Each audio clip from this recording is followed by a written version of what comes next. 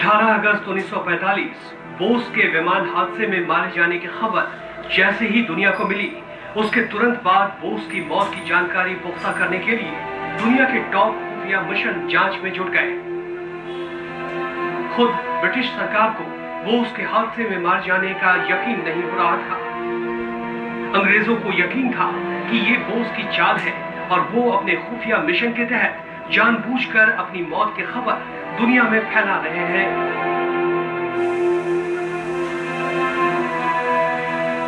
हादसे के ठीक 10 दिन बाद एक वायरलेस मैसेज को अमेरिकी खुफिया टीम ने पकड़ा, जो जापान के साइगोन से जारी किया गया था।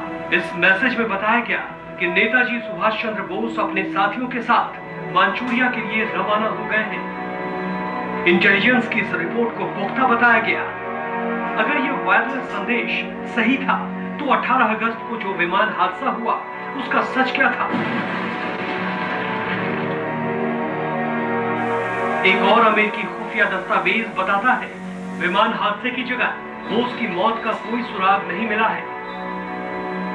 इतना ही नहीं, मई 1946 में ब्रिटिश इंटेलिजेंस की रिपोर्ट ने खुलासा किया था कि बोस जिंदा है और इस वक्त रूस के किसी खुफिया ठिकाने पर है। यहां तक कि ब्रिटिश गृह मंत्रालय के कई दस्तावेज बताते हैं कि उनके पास बोस के जिंदा होने के सबूत थे।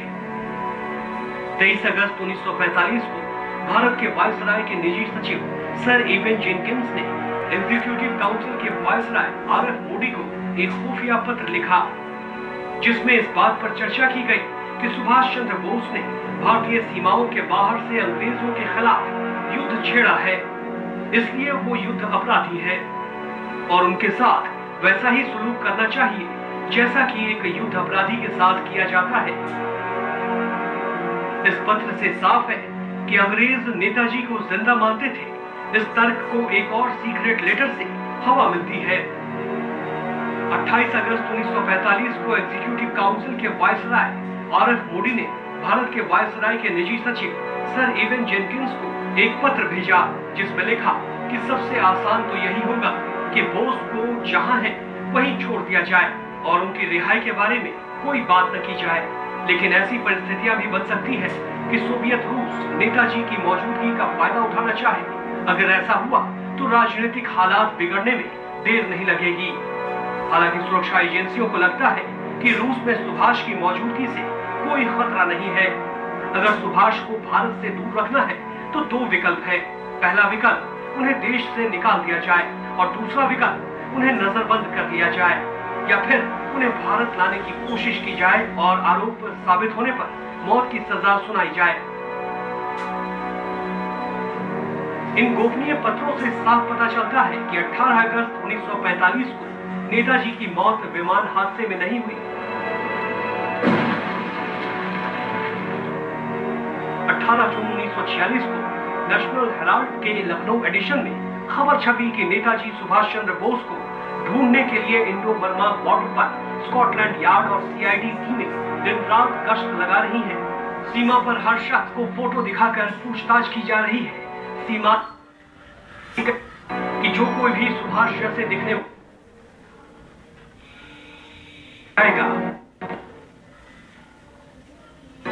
इन तमाम दस्तावेजों और जानकारियों से साफ है कि बोस की जिंदगी देश की आजादी के लिए उतनी ही कीमती थी जितनी अंग्रेजों के लिए उनकी मौत। लेकिन बोस की मौत का सच और झूठ जानने में आज भी हम उसी दोराहे पर खड़े हैं जहां 18 अगस्त 1945 को खड़े थे। Bureau report, live India. और अब हम सुभाष चंद्र बोस की मौत के सबसे बड़े रहस्य पर से पर्दा उठाने वाले हैं। खुफिया दस्तावेजों के मुताबिक नेताजी के सोवियत रूस में कैद होने की बात कही जाती है, लेकिन देश में आजादी के एक दशक बाद इस तरह की खबरें आई कि नेताजी संत बनकर देश में ही गुमनाम जिंदगी जी रहे थे।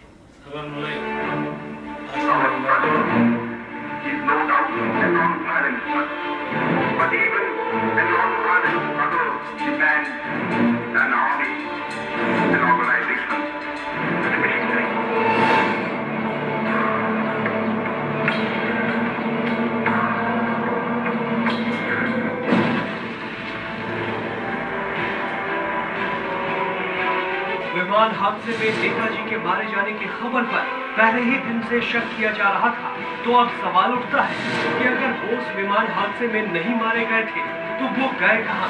क्या वो भारत में थे?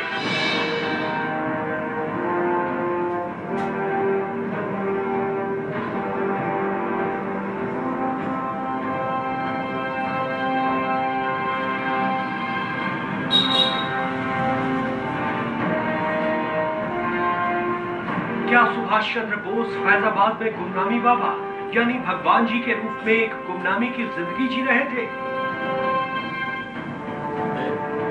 भगवान जी हमारे यहाँ आए थे सन 1982 में, और ये एक डॉक्टर आरती मिश्रा साहब यहाँ पर थे, उनके माध्यम से मेरे यहाँ आई है, और उसके बाद 85 तक हमारे यहाँ रहेंगे। 85 सितंबर में इनकी डेथ हुई थी।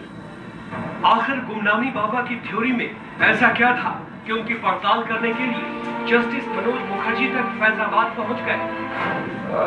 भगवान जी का जिसे कहा जाए कि वो किसी के सामने नहीं आते थे।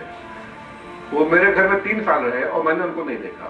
इसी तरह से वो जहां जहां भी रहे, वो चाहे अयोध्या में रहे हो, चाहे वो बस्ती में रहे हो, चाहे वो नैमिषारण्य में रहे हो, सीतापुर में, लेकिन किसी ने उनको देखा नहीं।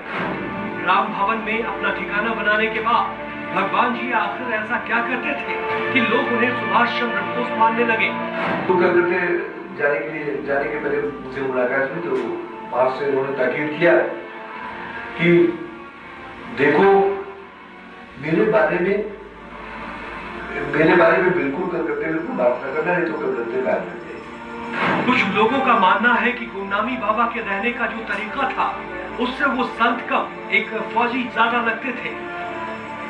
जो तेज उनके चेहरे पे था उससे लगता था कि he is a fighting personality। जैसे कभी कभी कहते थे ये शरीर महीनों पैदल चला है, महीनों समुद्र के नीचे रहा है। गुमनामी बाबा के कमरे में जो नक्शा मिला है उससे साफ हो जाता है कि गुमनामी बाबा में कुछ बात तो जरूर थी। गुमनामी बाबा के बेहद करीब माने जाने वाला बनर्जी परिवार का दावा है कि गुमनामी बाबा ने एक बार इशारों में अपने आप को सुभाष चंद्र बोस बताया था। भगवान जी के कमरे से जो किताबें और कागज मिले हैं उसकी लिखावट सुभाष चंद्र बोस की लिखावट से पूरी तरह से मेल खाती है। तो क्या भगवान जी ही सुभाष चंद्र बोस थे?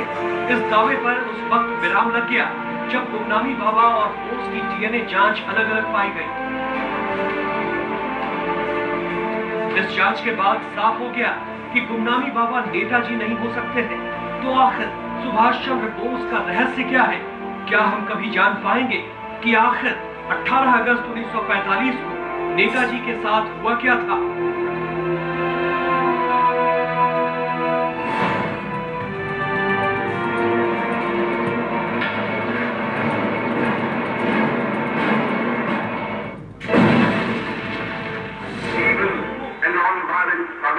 Demands an army, an organization, and a machinery.